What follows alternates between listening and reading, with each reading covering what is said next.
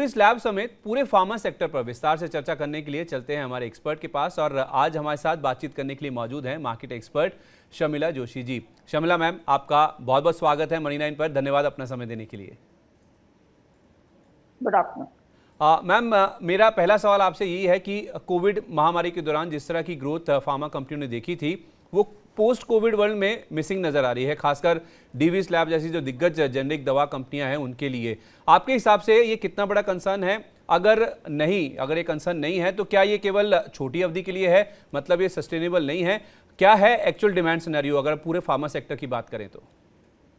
एक तो पहले ये चीज समझनी होगी कि जब कोविड हुआ तब लोग फिर से इस चीज को सॉर्ट ऑफ जाग उठे कि फार्मा एक ऐसा सेक्टर है जिसको आप इग्नोर नहीं कर सकते। और अगर आप इंडियन कॉन्टेक्स्ट में इस चीज को देखें तो हम देख रहे थे कि बहुत लंबे समय से जिस तरह से यूएस एफडीए वगैरह के इंस्पेक्शन चल रहे थे और कमेंट्स आ रहे थे, ये एक ऐसा सेक्टर था which had really not performed I would say for 7-8 years. तो एक तरह से कोविड से उसको एक like new lease of life पूरे सेक्टर को मिली और दुनिया जहान ने ये जान लिया कि आपको दवाई की जरूरत पड़ती है और जब लेनी पड़ती है तब लेनी पड़ती है।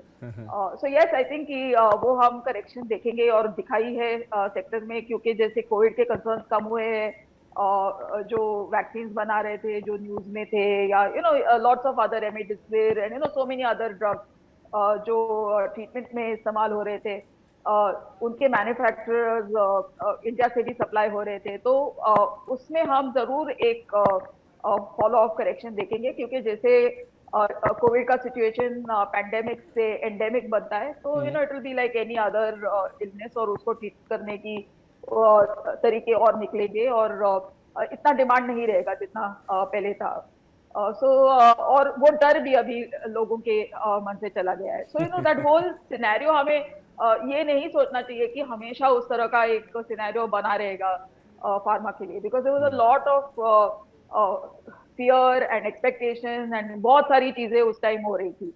But I think that having said that आगे चलकर हमें अब फार्मा को as a sector on its own देखना पड़ेगा कि क्या है इनके रेवेन्यू स्ट्रीम्स, आगे चलकर क्या प्लान्स है, where are the companies focus, और उस तरह से एक शायद एक नॉन कोविड और उस तरह का अप्रोच लेना होगा।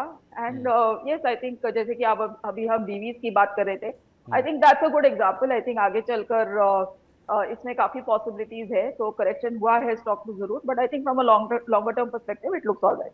ठीक है, तो एक एक्सेप्शनल टाइम हमने देखा था कोविड के दौरान, जहाँ पे कई सारी कंपनियां जिनके कुछ दवाएं हों या तो फिर वैक्सीन हो, वहाँ पे हमने देखा था कि एक्सेप्शनली हाई ग्रोथ फेज देखने को मिला था। अब शायद कोविड के बाद वैसा फेज ना देखने को मिले, तो थोड़ा जो डिमांड सिनेरियो है वो थोड़ा नीचे की ओर आता वो दिखेगा।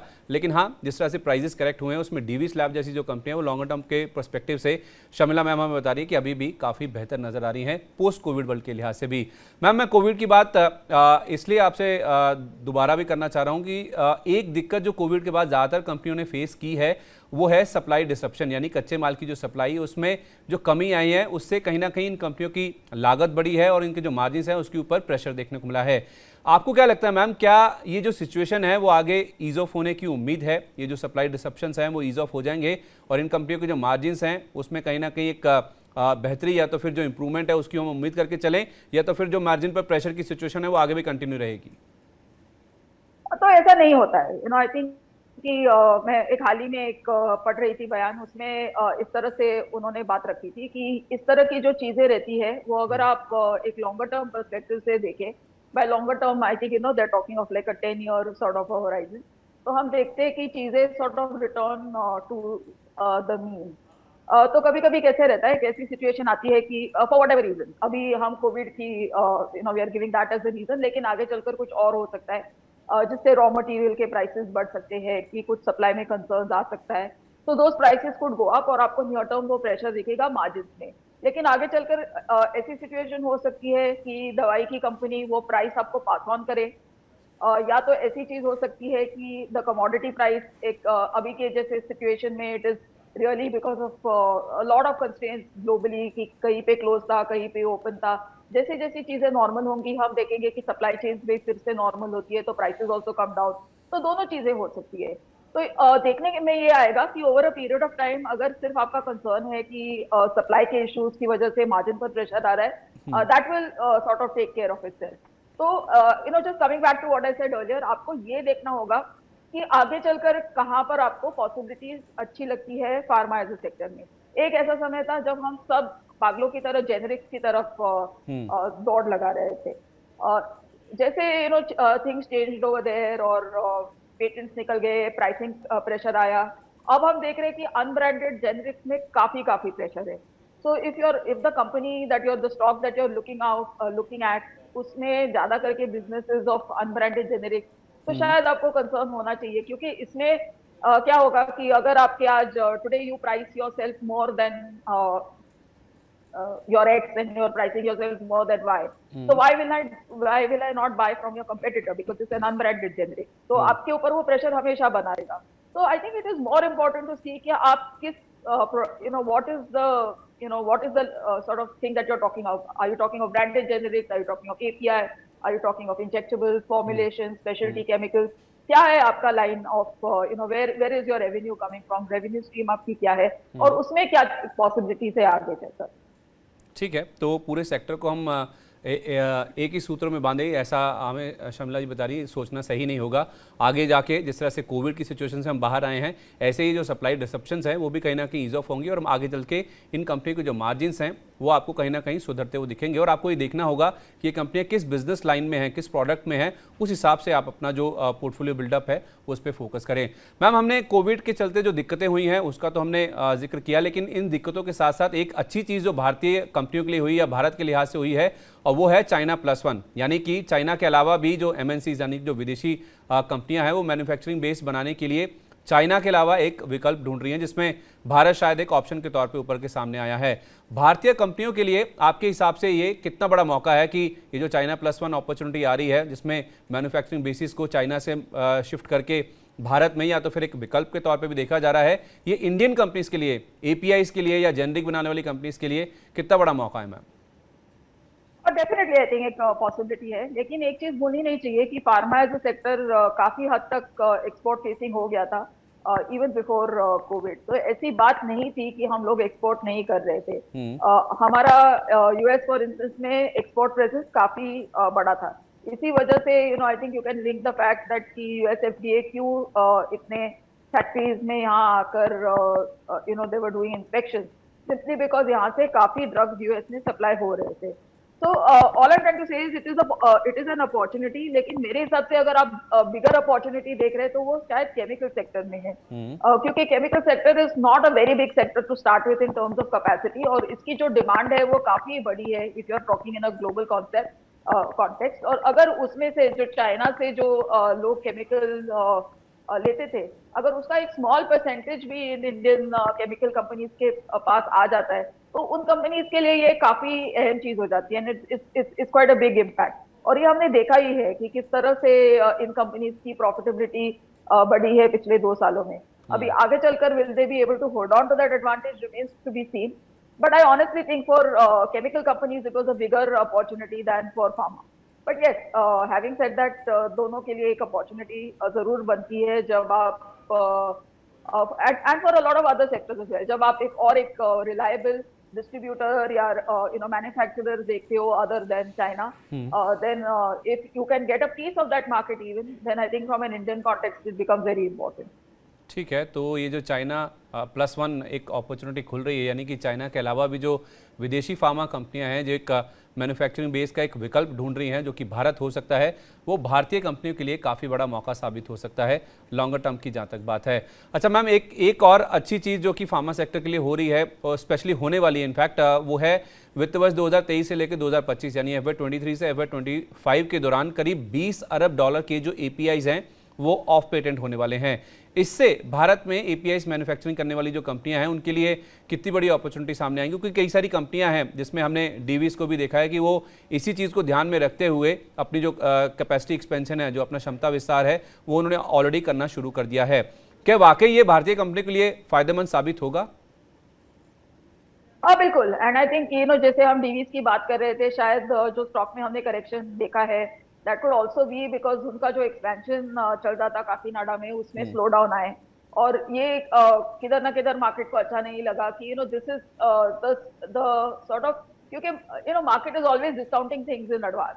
तो अगर हम जिस चीज पर डिस्काउंट कर रहे थे which was going to happen 2 और 3 years लेटर कि यहाँ से एपीआई सप्लाईज होंगे, उसी में अगर हम स्लो डाउन देख रहे हैं, इसी में विजिबिलिटी नहीं दिख रही है, so then what do you buy the stock for? ऐसी बात हो जाती है। So I think once that comes back online, इसलिए मैंने कहा कि from a longer term perspective, Divi's काफी एक अच्छा स्टॉक लग रहा है, because they do have that vision कि आगे चलकर वो एपीआई इन फैसिलिटी से सप्लाई करेंगे। And I think yes, I think a lot of Indian companies would be also gearing up for this opportunity. तो क्योंकि ये काफी अगर आप अलग अलग उसके बिजनेस लाइंस देखेंगे कि जैसे कि हमने अनब्रांडेड जेनरिक्स की बात की, then branded generics, then we have APIs, so I think उसमें APIs do form a subset जहां पर अच्छा पॉसिबिलिटी है आगे चलकर। सो यस, आई थिंक यहाँ से हमें काफी बेनिफिट मिल सकता है। ठीक है, तो जो एपीआईज ऑफ पेटेंट होने वाले हैं करीब $20 अरब के, ये भी भारतीय कंपनियों के लिए काफ़ी बड़ी अपॉर्चुनिटी के तौर पे देखा जाएगा। तो भले ही पोस्ट कोविड वर्ल्ड में हमने देखा है कि जो डिमांड है वो थोड़ी सी नॉर्मलाइज होती हुई दिखी है, लेकिन कई सारे ऐसे पॉजिटिव हैं जो कि फार्मा सेक्टर के लिए लंबी अवधि के लिहाज से अच्छे नज़र आ रहे हैं, जहाँ तक पोर्टफोलियो में कुछ स्टॉक्स को ऐड करने की बात है। अच्छा मैम, एक और पॉजिटिव की अगर हम बात करें फार्मा कंपनी के लिए या कोई भी एक जो एक्सपोर्ट ओरिएंटेड सेक्टर होता है, उसको जो फायदा मिलता है वो है रुपए की कमजोरी का। रुपए ने हमने देखा कि एक समय डॉलर के सामने 80 रुपये का जो स्तर है वो भी तोड़ दिया था। क्या इससे जो फार्मा सेक्टर की कंपनियां हैं उनकी आय और मुनाफे पर कोई पॉजिटिव इम्पैक्ट आप समझ रही हैं कि आने वाले समय में होगा? बिल्कुल, आई थिंक कि वेदर इट इज आईटी और एनी एक्सपोर्ट फेसिंग सेक्टर, अगर रुपी का इस तरह का रुझान रहता है तो उसका डेफिनेटली फायदा मिलेगा। आपको सिर्फ ध्यान में ये रखना है कि जो मैं बार बार दोहरा रही हूँ कि आप कौन से बिजनेस में प्रेजेंट है और वहां पर किस तरह का मार्जिन प्रेशर आ सकता है आगे चलकर।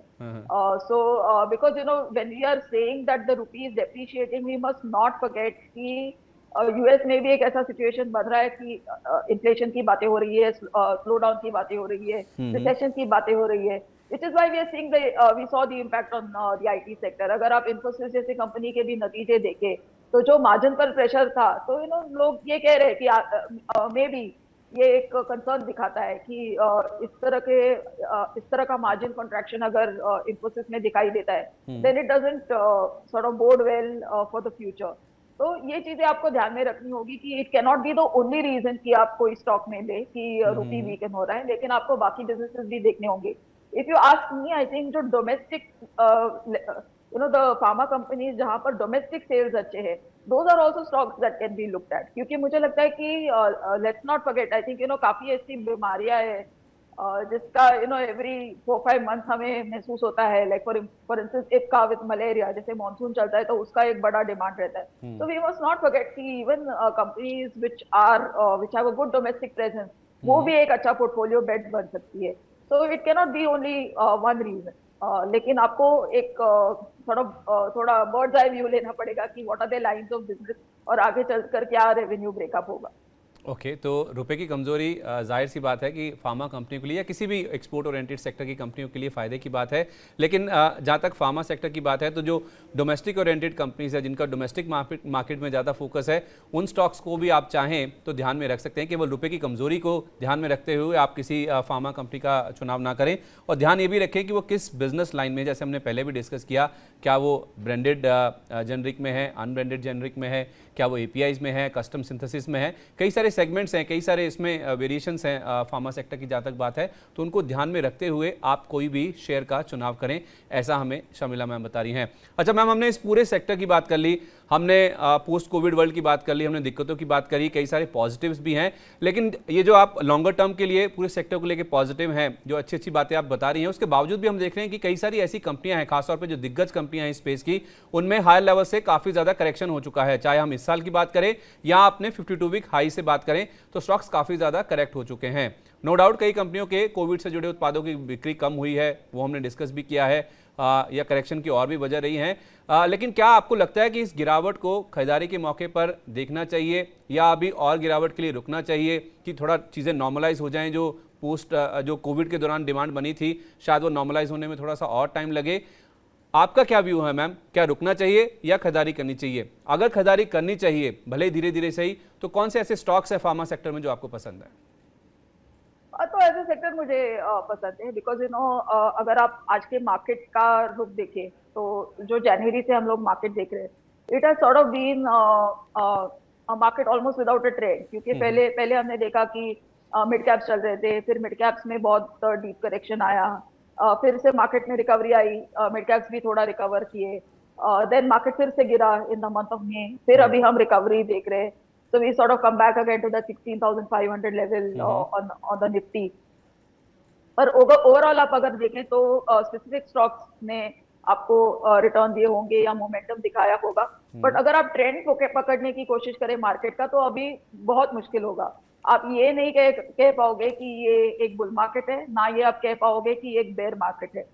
It is not ticking the boxes of either of the two markets जहां पर हम एक्शन ले सके, कि weather it's a bull market और अ बेयर मार्केट, और हमें मालूम है कि अगर बेयर मार्केट है तो हमें क्या करना है, अगर बुल मार्केट है तो हमें क्या करना है. So I think for now we have to play it safe, और एक आपके पोर्टफोलियो में लार्ज कैप स्टॉक और डिफेंसिव स्टॉक्स का प्रेजेंस बनता है, तो उनमें I think definitely FMCG and pharma find the space, क्योंकि ये दो डिफेंसिव है जो मार्केट के हर हाल में आपके पोर्टफोलियो में होने चाहिए. So I think from that perspective, pharma is still very important. हमें ये नहीं एक्सपेक्ट करना चाहिए अभी कि हम कोविड के समय पे जैसा एक्साइटमेंट था फार्मा में उस तरह का एक्साइटमेंट हो, और होना भी नहीं चाहिए, because that was a very special situation, और and we would not wish that situation on the world in a हरी.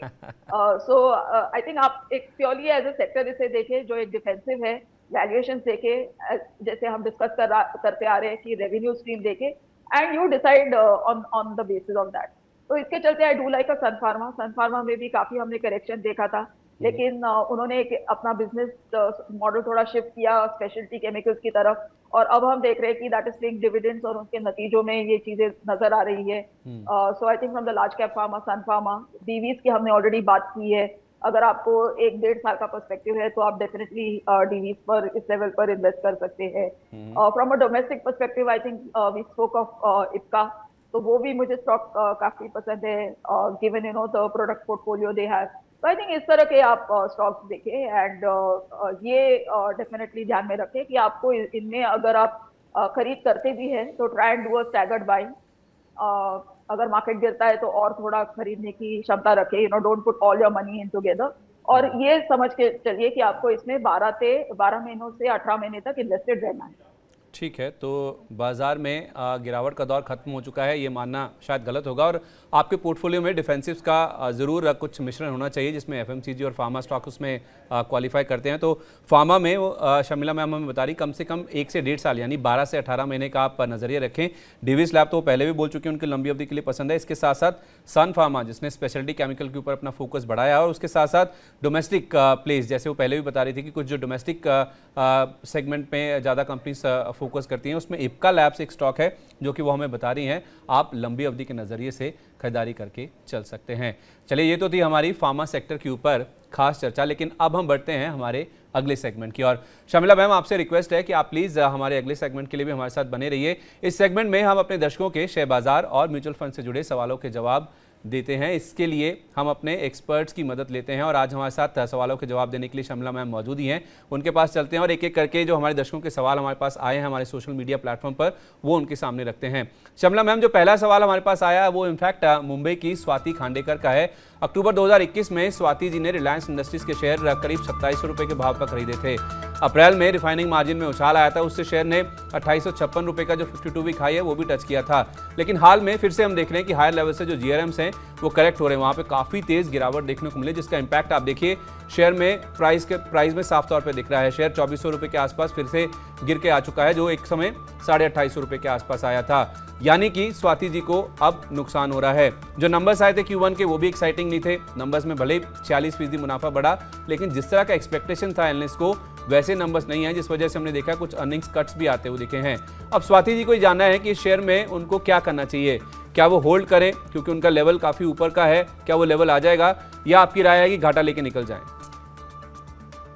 मेरे हिसाब से वो बिल्कुल बने रह सकते हैं रिलायंस में. Yes, I agree with everything that you said कि इस क्वार्टर के नतीजों में थोड़ी बहुत निराशा थी, एक बड़ा फैक्टर जो रिलायंस में ऑलरेडी इस रिजल्ट के पहले जो प्ले आउट होते नजर आ रहा था, वो विंडफॉल टैक्स का वो जो इशू है वो था। हम्म। सो कई ऐसी चीजें रही है जिस वजह से उनके मार्जिन पर भी प्रेशर दिखा।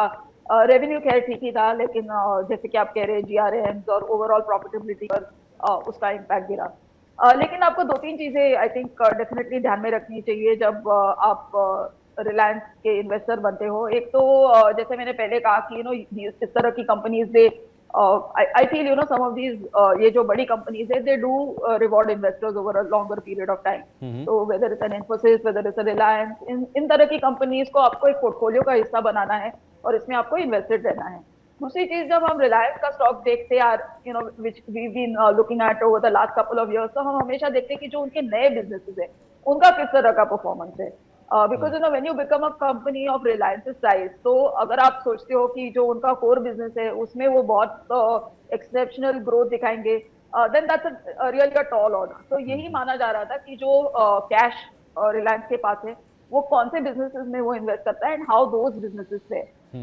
So I think we have a situation today, whether it is Jio, whether it is the retail business, उनका परफॉर्मेंस भी अगर आप देखेंगे इस quarter, it is completely in line with what everybody was expecting. तो ये चीज को भूलना नहीं चाहिए। सो यस, आई थिंक जो डिसअपॉइंटमेंट आई है इन देयर मार्जिन्स एक्सेट्रा, उसको ध्यान में रखते हुए ये भी ध्यान में रखना चाहिए कि स्टॉक में करेक्शन भी हो चुका है, शायद और भी थोड़ा स्टॉक करेक्ट करे if that's the mood off the market. लेकिन अगर आप लंबे समय के निवेशक है तो I think even from current price you can expect 15 to 20% kind of a return, और आपको इसमें इन्वेस्टेड रहना है। ठीक है, होल्ड करने की राय है स्वाति जी आपको, अगर आप लंबी अवधि के लिए इसे अपने पोर्टफोलियो में बनाए रखती हैं, क्योंकि शर्मिला जी हमें बता रही हैं कि 1 से 1.5 साल के नज़रिए से 15 से 20% तक के जो रिटर्न है वो स्टॉक में देखने को मिल सकते हैं, क्योंकि इनके जो ट्रेडिशनल बिजनेसेस हैं, जो पेट्रोकेमिकल और इनका जो रिफाइनिंग बिजनेस है, नो डाउट उसने डिसअपॉइंट किया है। स्टॉक उस वजह से करेक्ट भी हुआ है, थोड़ा और भी करेक्ट हो सकता है, लेकिन आप लंबी अवधि का नजरिए रखें। इनके जो नए कारोबार हैं, चाहे आप जियो की बात करें, रिटेल की बात करें या तो फिर न्यू एनर्जी की बात करें, वहाँ पे किस तरह का परफॉर्मेंस रहता है मार्केट का, उसके ऊपर ज़्यादा फोकस होगा। और उसको ध्यान में रखते हुए अगर आप 1 से 1.5 साल का नजरिया रखें तो 15 से 20% तक के रिटर्न आपको मिल सकते हैं। दूसरे सवाल की ओर बढ़ते हैं। दूसरा सवाल पालमपुर के विक्रांत शर्मा जी का है। उन्होंने इस साल मार्च में आईसीआईसीआई बैंक के 50 शेयर करीब 688 रुपए के भाव पर खरीदे थे। अब इस शेयर में उन्हें काफ़ी अच्छा फायदा होता हुआ दिख रहा है। फिलहाल ये शेयर करीब 800 रुपए के आसपास पहुंच गया है। नंबर्स अच्छे आए थे, ब्याज दरें बढ़ने से जो बैंकिंग शेयर है उनमें तेजी का माहौल देखने को मिल रहा है। मैम, विक्रांत जी को अब ये जानना है कि क्या आईसीआईसीआई बैंक में वो मुनाफा वसूली कर लें या अभी इंतजार करें, क्या और अपसाइड बाकी है इसमें? I think so. तो अगर वो रुक सकते हैं तो जरूर रुके। He is on sitting on a profit, तो उन पर है if he wants to stay invested. लेकिन अगर आप नतीजे देखें तो ऑल राउंड गुड परफॉर्मेंस जैसे कहते हैं उस तरह का आईसीआईसीआई बैंक का था। Whether it is the kind of loan growth they showed, whether the margins they had, provisions कम हुए हैं, तो जो भी 4-5 बड़े पैरामीटर्स रहते हैं जिन पर बैंक्स को इवैल्यूएट किया जाता है, उन सब में आईसीआईसीआई बैंक हैज डिलीवर्ड। और they've come from a slightly troubled past. जिस तरह से 2-3 साल पहले चीजें रहती थी, स्ट्रेस एसेट्स से, काफी कॉर्पोरेट गवर्नेंस की इश्यूज थे, so once it has come out of that, हम देख रहे हैं कि the stock is actually going from strength to strength. तो मेरे हिसाब से बिल्कुल उन्हें बने रहना चाहिए, और I am very comfortable with the stock at this valuation, so I would say it's a hold. ठीक है विक्रांत जी, आपके लिए राय ये है कि आप होल्ड करें, वेट करें। आईसीआईसीआई बैंक में नो डाउट आपको मुनाफा हो रहा है, मुनाफा बुक करने की जल्दबाजी ना करें, इसे होल्ड कीजिए। मैम, कितना रिटर्न मिल सकता है अगर कम से कम 1 साल ये होल्ड करते हैं तो? I think 20% plus kind of returns if he stays invested for a period of 20-18 months. ठीक है, 12 से 18 महीने आप होल्ड कीजिए। विक्रांत जी, आपको राय यही दे रही है शर्मिला मैम कि आप जल्दबाजी मत करिए मुनाफा बुक करने की। 20% तक का और रिटर्न आपको अगले 12 से 18 महीने में आईसीआईसीआई बैंक में देखने को मिल सकता है।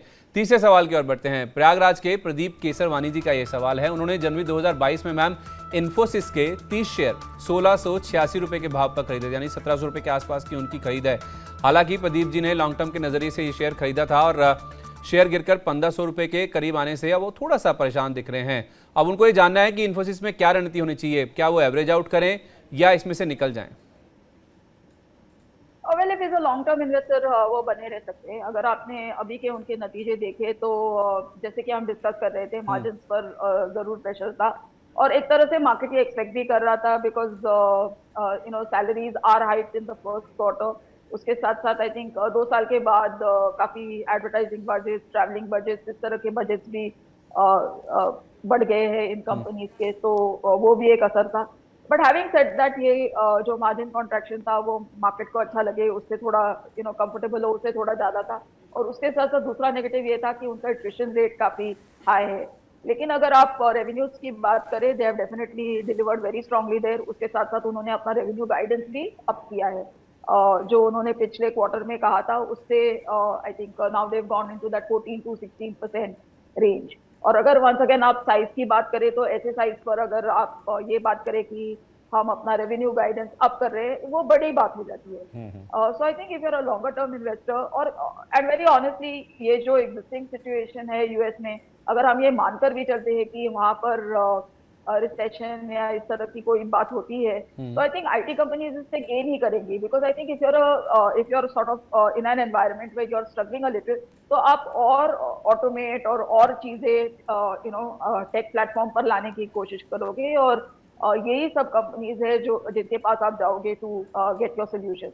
सो यही इंडस्ट्री एक तरह से मान रही है कि जिस तरह के ऑर्डर्स आएंगे उसका नेचर शायद अलग होगा।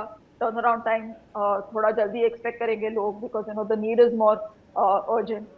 लेकिन ऑर्डर्स में स्लो डाउन नहीं होगा। तो I think in against that environment I am quite positive on IT, और मेरे हिसाब से उनको बने रहना चाहिए। ठीक है प्रदीप जी, आपके लिए राय ये है कि आप इस स्टॉक में बने रहिए, थोड़ा नज़रिया आप इसे लंबा करिए, होल्ड करने की राय आपको वो दे रही हैं। और इनफैक्ट अगर यूएस जैसे देशों में जहाँ से इनकी आय का बड़ा हिस्सा आता है, अगर वहाँ पे हार्ड लैंडिंग होती भी है, अगर रिसेशन जैसी सिचुएशन बनती भी है, तब भी आईटी कंपनियों के ऊपर ज़्यादा ये दारमदार होगा कि वो जल्दी से जल्दी प्रोजेक्ट्स पूरा करके दें, तब भी उनके लिए कहीं ना कहीं फ़ायदा होता हुआ दिखेगा। तो आप अपना नज़रिया थोड़ा सा लंबा कीजिए, इन्फोसिस में आप होल्ड करके चल सकते हैं। शर्मिला मैम, आपका बहुत बहुत धन्यवाद आज हमारे साथ जुड़ने के लिए और हमारे दर्शकों के सारे सवालों के जवाब देने के लिए।